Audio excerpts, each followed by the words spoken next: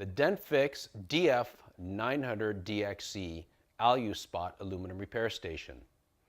Today we're going to talk about powering up the unit and setting the temperatures. Plug power into the 110 power. Power switch on the back flips down. Power switch on the front. It'll automatically start on 5. It is our recommendation to start the machine on 3. This changes from your presets to your voltage reading. You'll notice 3 is on 85, 4 is on 90. So it is our recommendation that you, from here, you go up by the volt.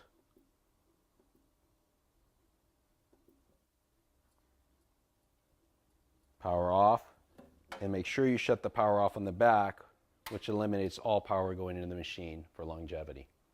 In this demonstration, we've taken an F-150 door and we're going to run a line of studs at each different preset level, starting on level 3 all the way up to level H.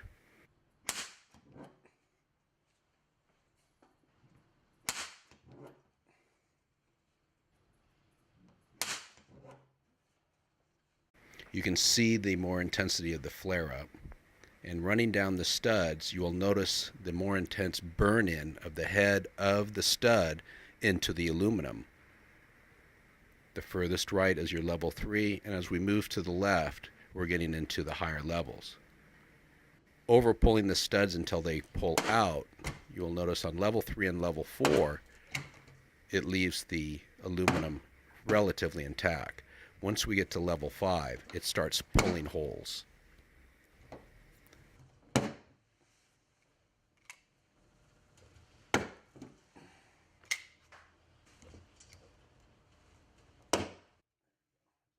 You can see level 3, very little distortion, level 4, a little bit more, and on level 5, it starts pulling holes.